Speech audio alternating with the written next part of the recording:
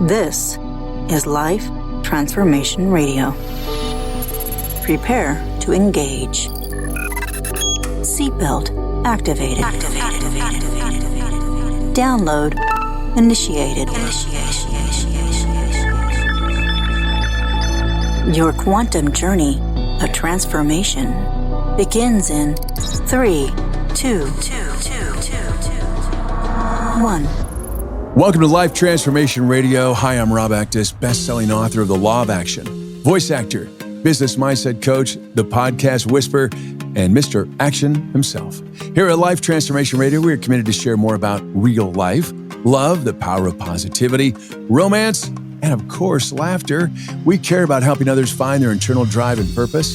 We celebrate life's challenges and overcoming them. And on this show, my guests are amazing people who are forces for good in the world around them and live a life of transformation. My guest today does just that. Today, my friend Jason Holzer and I discuss how to turn your burdens into blessings. If you want to learn how to overcome anything, believe in yourself, and turn your burdens into blessings, well, this is the show for you. Jason is the co-founder of 40 Athletes and a globally recognized leader in the areas of education, mental fitness, coaching, and leadership. He's also a best-selling author in the field of post-traumatic growth and resilience with his book, Shattered by Suicide, Renewed by Resilience. And it's reached thousands of readers globally. With over 13 years of experience in coaching and teaching, Jason understands what it takes to develop and inspire others to live their purpose and help others become the best version of themselves. My friend Jason, welcome to Life Transformation Radio. Thank you for having me on the show today. Excited to be here, man. Looking forward to diving in. Absolutely. I think you have an incredible story about your life and how you have overcome many obstacles, and you definitely have lived a life of transformation. So I'm very happy to have you here. Now, before we started recording, you mentioned that, the kids are kind of exhausted. It's the holiday time. We're getting close to 2023, and there's a lot of people that are really suffering. It brings out incredible, deep, dark emotions in a lot of people.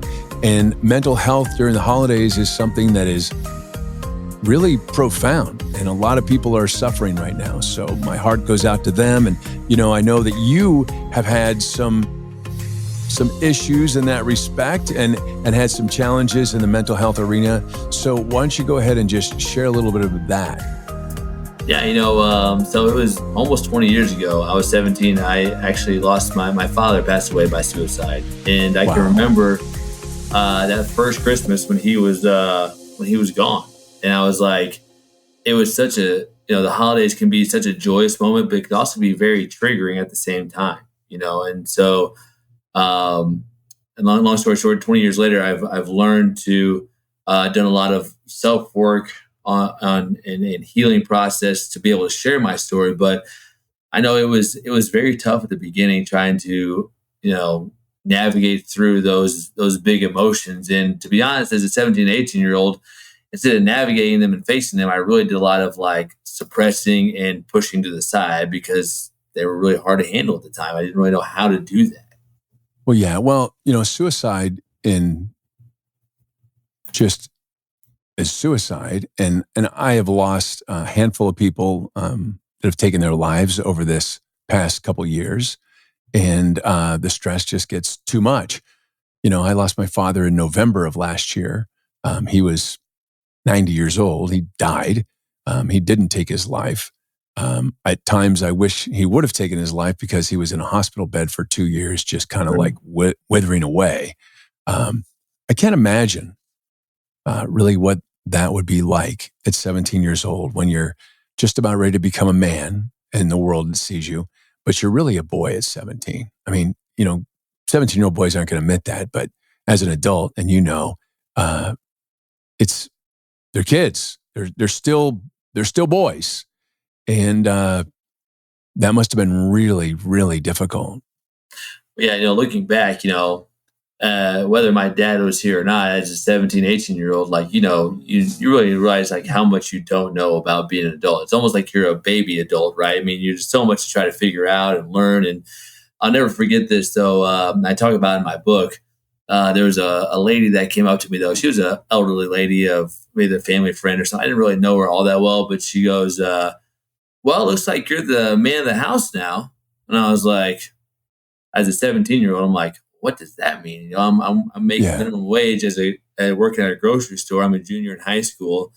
I'm like, I don't know what it looks like to provide for a family. And luckily, my mom reassured me that you just try to make it through. I'm the adult here. I'll find a way. Help as much as you can, but don't feel like you have to be the provider of a family at 17. So Right. Right. it's really interesting, what people will say in certain times to try to either make you feel better. But that was definitely not a uplifting comment at the time, for sure. Yeah. Difficult. Were you close with your father? Yeah, very much so. My dad was, very involved. He was. It wasn't. And looking back, I wish I would have, could have, seen some things differently, where or even like been able to ask a question, hey, Dad, are you okay? Because I saw him as somebody that he worked hard. He had a belief of doing things the right way. My mom and him were together for 20 plus years. I mean, there was nothing like externally that would say, hey, he would be a guy that would take his own life.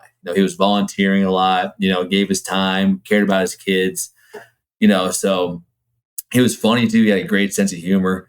And so, yeah, we were, it was tough because the guy that I, was finally starting to ask questions to about like, what's it mean to be a man? What does that look like? Now I had to figure it out from other avenues, other mentors, and because he was gone. Yeah. One of the things, and it's a big topic of conversation now in 2022, is that men don't show their emotions. We've been raised to not show our emotions and not that anything is ever wrong. And, that makes it difficult. And I think that's one of the reasons why men's suicide rate is so high, because they just keep plugging along and everything's fine. And then all of a sudden they're gone. Mhm. Yeah, and I've always this kind of came to me, and what I've learned is that anything that's suppressed still eventually gets expressed, but then it gets expressed in ways like anger, lashing out, you know, uh, addiction to substances, or you name it. So I mean, there's if we can end the stigma that showing emotion is a sign of weakness, but Right. more of a sign of strength. Like, hey, I don't have it figured out. I need help here. Like, I'm trying my best, but things aren't working out. Or not as I would hope for. Then I think that just it takes down the pressure a little bit of not feeling like you have to have everything figured out. Like once you Yeah. admit, like, what, I'm failing and I need help. Whatever it is. And I think that being able to just have the ability to feel like it's okay to admit that would, I think, ease a lot of the pressure on men and trying to be a provider or have it all figured out. Yeah. My first marriage, my wife, everything had to be great. I wasn't allowed to, if I ever tipped my hand that anything was wrong, I was being weak or, don't, and that was challenging. And now I have an incredible wife, Tanya, and I lost a business. We lost two businesses over the pandemic. Some brick and mortar businesses just didn't survive. And I told her, I said, I'm in a really dark place. I'm really struggling to try and figure this out. This was our retirement. This was our big thing. And she just kind of held me and she goes, I believe in you. And it's amazing how just that little bit of just being able to just like, it's almost like a pressure cooker. You just hold it in and hold it in and hold it in. And I was able to have that conversation and just say, look, I'm not taking my life. I don't feel I'm suicidal, but I just don't want to be here. That was the weirdest thing. I was like, I got nothing. I don't want to be here. And, it released a lot of steam, a lot of pressure to know that I was able to be vulnerable with her and to know that, we're going to get through it. Because I think a lot of men, sadly, don't have that. They have to be that rock solid. Unfortunately, it's a sign of weakness in a lot of women's minds if a man shows emotion. And I think that's one of the reasons. I think it's like 9, I don't know what the percentage is, but suicide for men is like 90% of, between men and women. It's like a lot. I don't know exactly, but I just saw that the other day and I was like, wow. So that conversation is opening up. Yeah. Thank God. And it's significantly higher too, because, men have more aggressive ways of trying to attempt suicide as well. Right. And I think, like you mentioned though earlier, like being in a dark spot, like a lot of times we're not sure, when you're in a dark room, you're not sure, like, how am I going to get out of this? Right. Because you can't see like beyond the darkness. Right. So, but one thing I've learned though too, is like when you're in these dark places, that's when your light can shine the brightest at the same time. Like knowing like, hey, I'm able to make it through. I'm able to, if I've gone through this already, then there's nothing I can't handle coming ahead too. So it gives you like some optimism, like, I've done this, I've gone through this. So any challenges that I face now is like, man, I've made it through a pandemic. I've made it through losing my dad to suicide. Like I can make it through this as well. And what are maybe some lessons that it's trying to teach me along the way? Because life is just one big learning lesson, whether you figure it out through like inspiration or intuition, or whether you figure it out the hard way, there's still a lesson that's trying to help you for what's next. And if you can find the lesson in even the challenging moments, you're going to be better off in the long run being able to look back and reflect on that. Yeah, I just looked up this statistic. I've never seen this before. One male dies by suicide every 14.4 minutes in the United States. Wow. And males make up 49% of the population, and they're 80% of the suicides. That's a staggering statistic. Yeah. Well, to think, this podcast is going to be 40-something minutes long, and to think that 3 men took their lives. And it's interesting, a female dies by suicide every 56 minutes in the U.S. Like I've never seen this statistic. I'm actually shocked and blown away. I never thought that I would have so many people in my life that have taken their lives. And one was a murder suicide. Yeah. But luckily he didn't follow through with the murder. He tried, and then he tried to take his own life, and he didn't, and the police got involved, but it would have been a murder-suicide. It was a setup, and it's like, oh my gosh. So, yeah. Well, rough. Somebody once told me too that, people that take their own life, they're not really trying to end their life. They're trying to end the thoughts that are in their mind. There's a deep suffering and a pain that's literally going on inside them that they just don't know another way to escape it. And so, for me, I was like, man, what was going on in my dad's mind that was causing him so much pain and suffering that he felt like that was the only way, And so for me, that's why I've really dove into myself, like, self-care, meditation, things like that to learn from, what my dad's maybe didn't have the resources or the knowledge of that. And so how can I learn from that to not repeat it? So that way my kids have a dad with them, all like everything that I can control, like I'm here, and even my grandkids and maybe my grandkids' kids, right? Because I want to be around. It's just absolutely too much I see what my dad is missing out on being a grandfather to my boys, who are a lot of fun, challenging at times, but still a lot of fun. I was like, man, I want to be around for if I am a grandkid one day, I want to be around for that. Absolutely, yeah. And it's interesting. I think back to a long time ago.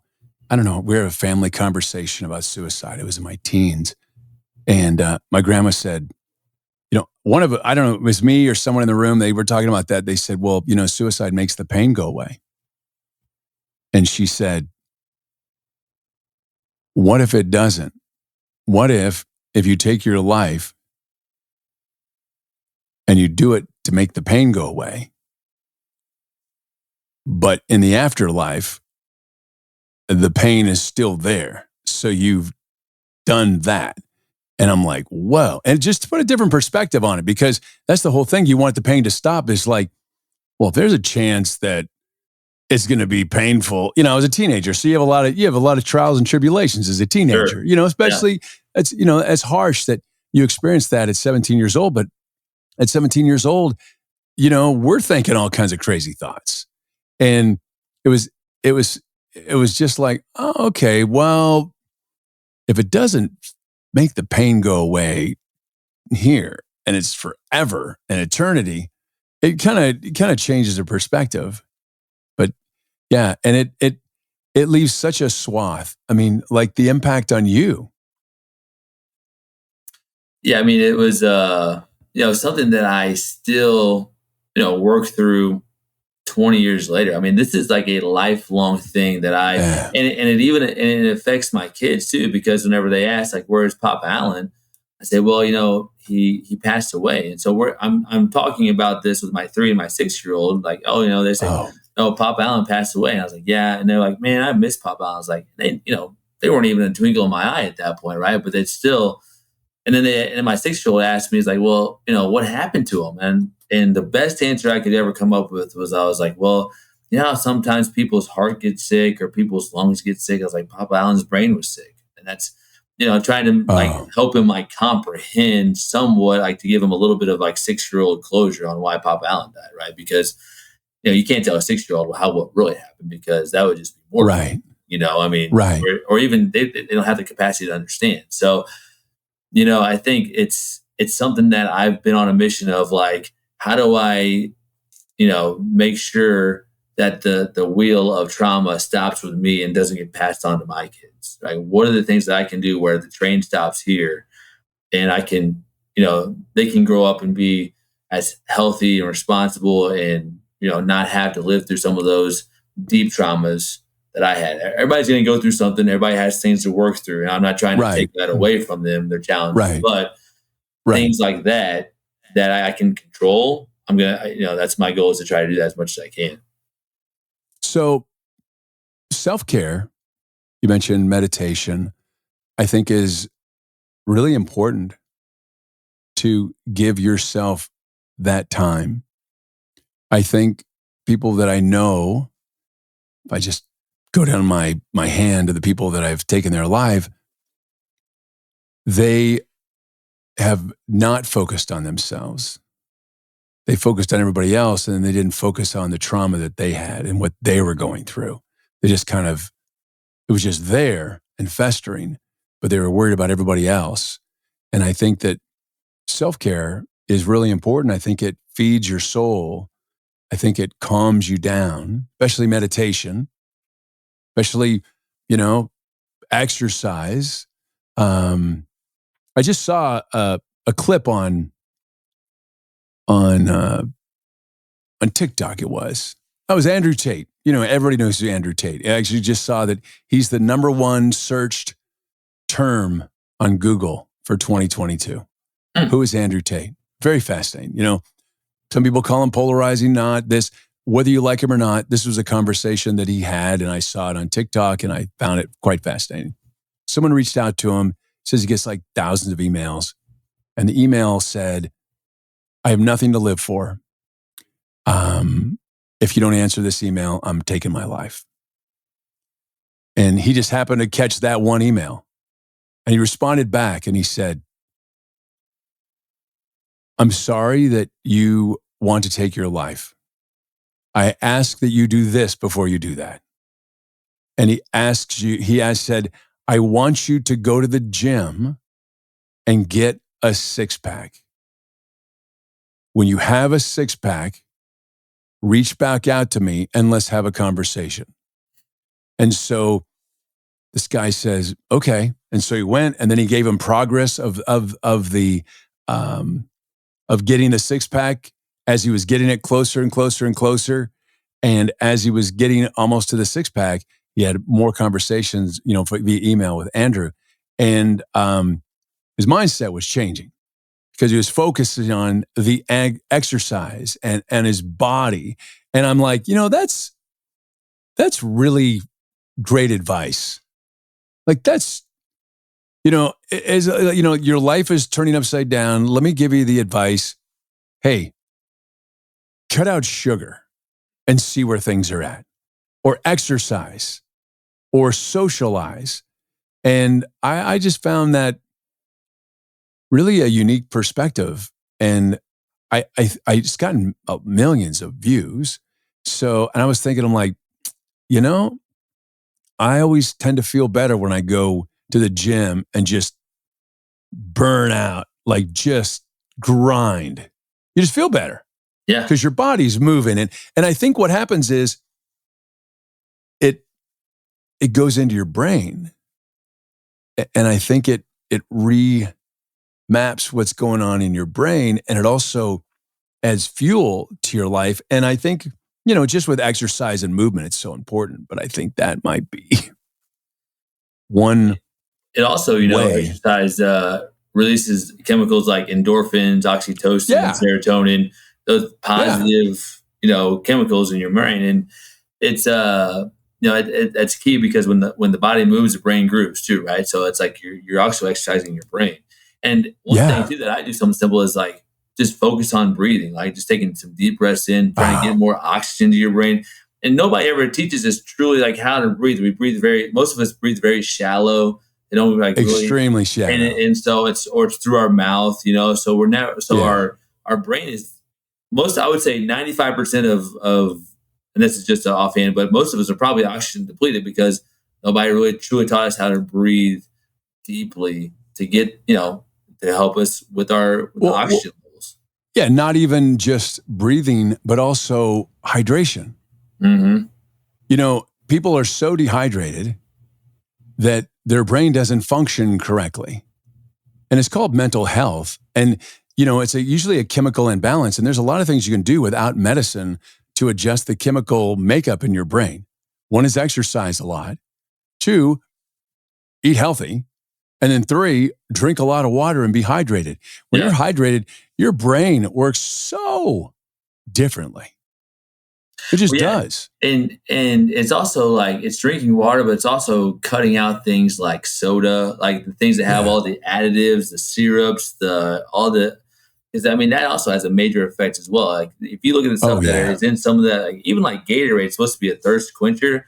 I'm like, there's no way. Like this is not anything that I would want to recommend to athletes or whatever it is. I'm like, how is this hydrating? It goes back to like in the mornings I wake up, the first thing I do is I have a glass of water, but I squeeze a lemon in it and I put some pink Himalayan salt. It's like natural Gatorade. But what it does, there you go. It gets your metabolism going. It gets you thinking in the right spot, but you also get hydrated as well. And that's one of the first things to do is drink water because it's been like 8 hours you're sleeping. I guarantee you're thirsty when you wake up. It's a long time not to drink anything. Yeah, I have a bottle of water, glass of water by my bed every night. I put it there. That's one of the things that Hal Elrod talks about in the Miracle Morning is the way to wake up. Have a glass of water as soon as you wake up. Yeah, it's like we talk.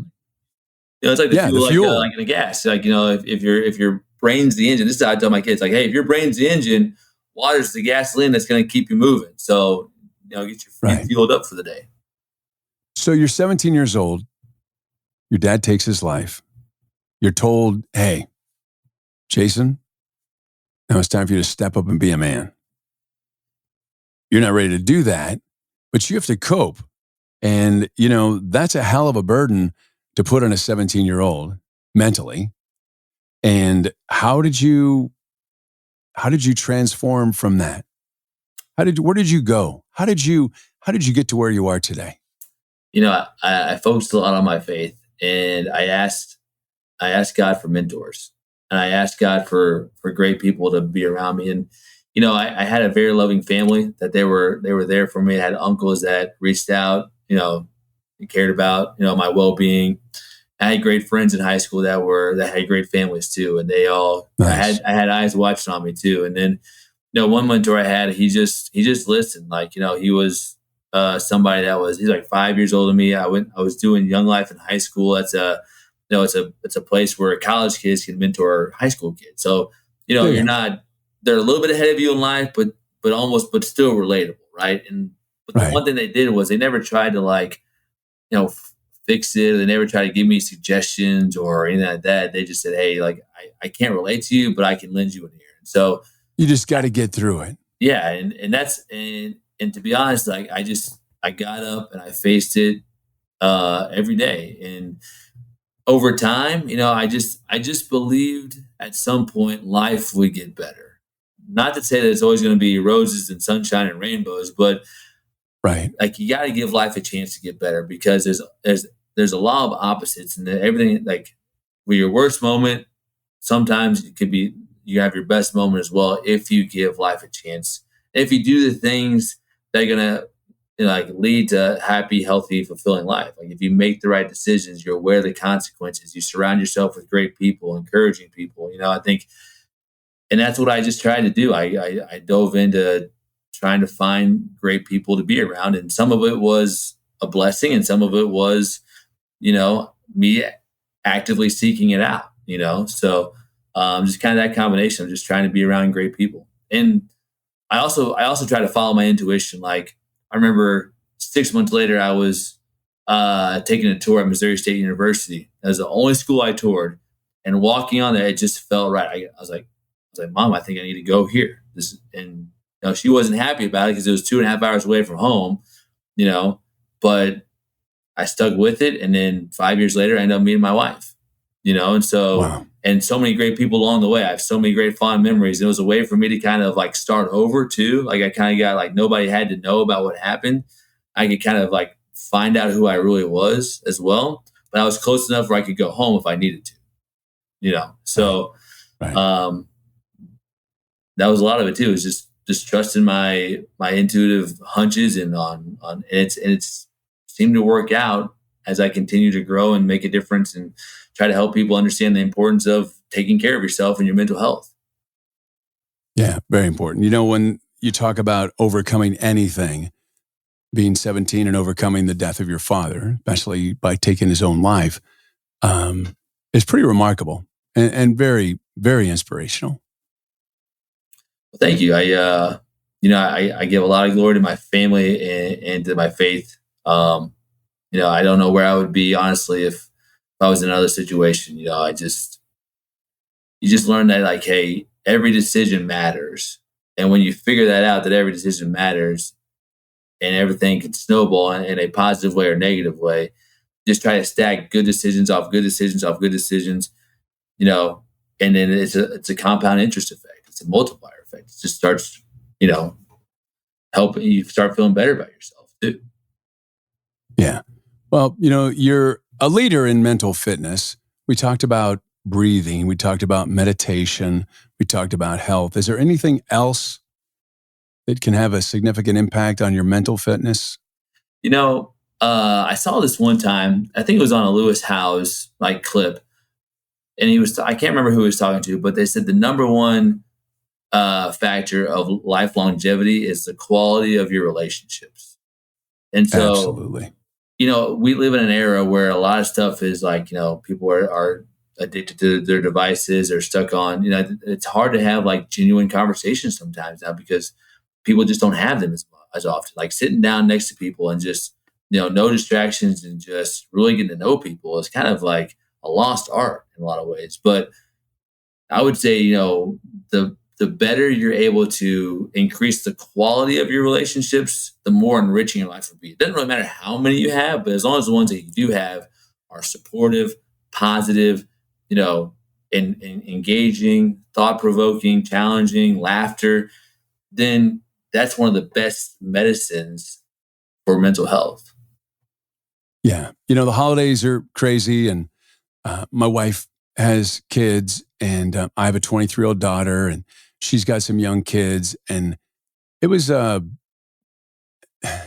everybody wants to make it so incredible for the kids. It's just so much.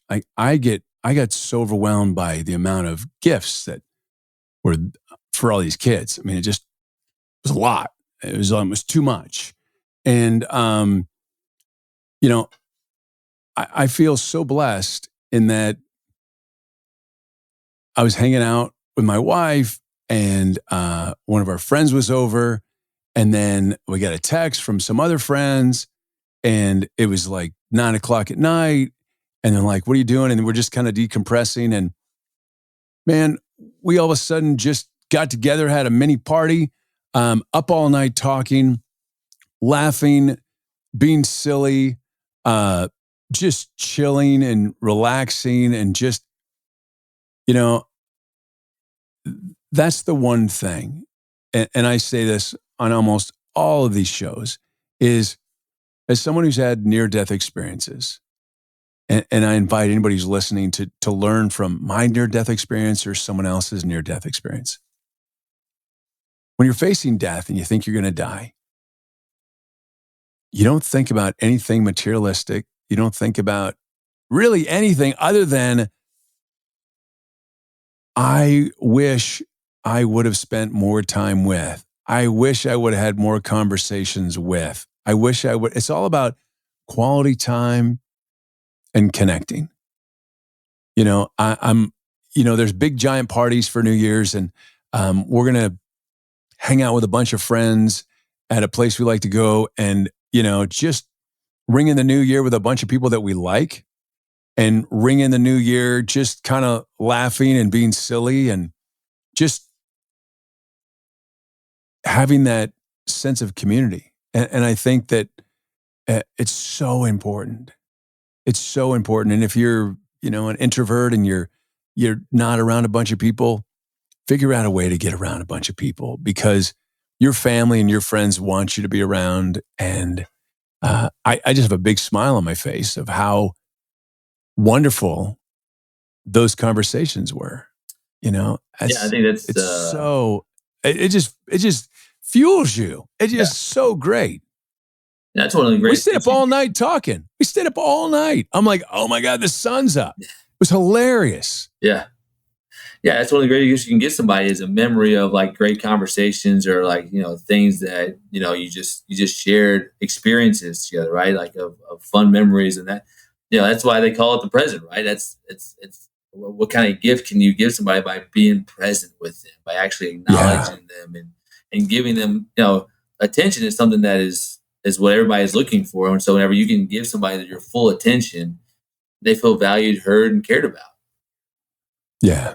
Yeah. It's there's nothing like that. And I think that that's really a key to mental health is slowing things down a bit. Life is so fast and crazy. Like just, man, I was looking at the news just a couple minutes before we got on. I'm like, oh my God. Bliss bubble. I just have to go with not my circus, not my monkeys. It's just, I got to let it just be over there. I can't deal with any of that stuff. I'm just going to take care of my little pod of people because it's a wild one out there. Yeah. I mean, it goes back to the thing of like, control what you can control because there's a whole lot that you can't. And spending any energy on that, you're taking away energy that you could spend on the things that you can control. So, and all people do that. They spend so much energy on something that they have no impact on. It's going to just happen. Whatever it is going to happen. Like I have a friend, they are so stressed out about aliens, extraterrestrials invading Earth. And, they've seen the lights and they've seen the other stuff. And I'm like, look, first of all, if you stay in the very present moment in your life, it will reduce depression and anxiety. If you're living in the past, depression is going to, rear its ugly head. And if you live in the future, anxiety is right there knocking on your door. So I said, until you see those alien spacecraft coming in and doing whatever they're going to do, if you feel they're going to attack you, you can't really worry about it because you can't stop it. Yeah. You have no power to stop it, but you're depleting all of your life force and all of your joy.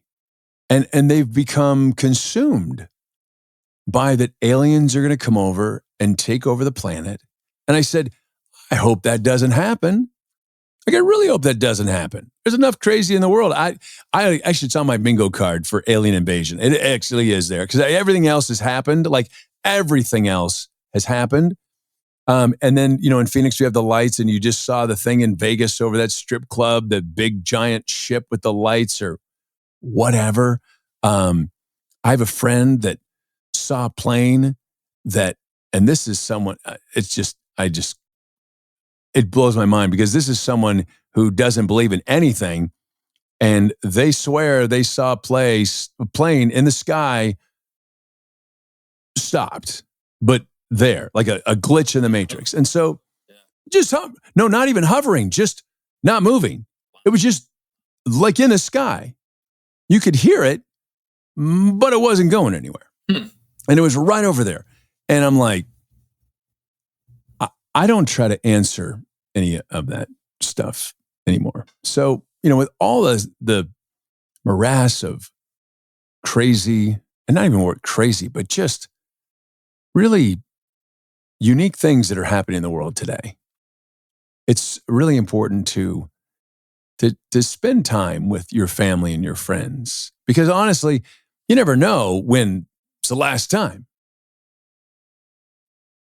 And it's really important to, cherish the people in your life and also to look out for them.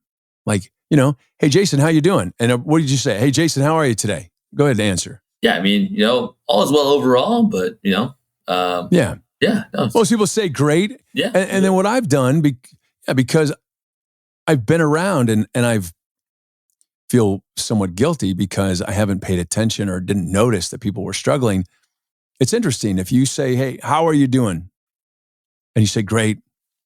And then you stop and you look at them. Or if you're on the phone, you just change your cadence and say, Jason, how are you doing? And 9 times out of 10, it's going to be a different answer. I'm really struggling, or this or that. And you can kind of dial in and maybe give someone some assistance or point them in a direction or just let them know how much you love them. Mm-hmm.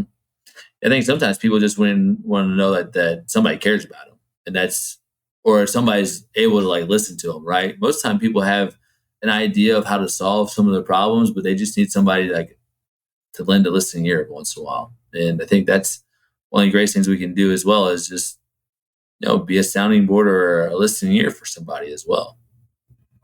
Absolutely. And, speaking of listening, I want to thank you today for having a conversation with me and allowing many, many people to listen to this conversation and really take a look at their lives and the lives of others and really understand that you can really get through anything and that we are very strong people and that we need to love and let people around us know how much love we have for them because they might be struggling. So, Jason, man, I want to say thank you so much for being here today. I really appreciate it. Well, again, Rob, thanks for having me, man. I thoroughly enjoyed the conversation, and Happy New Year, and I hope you have a great 2023.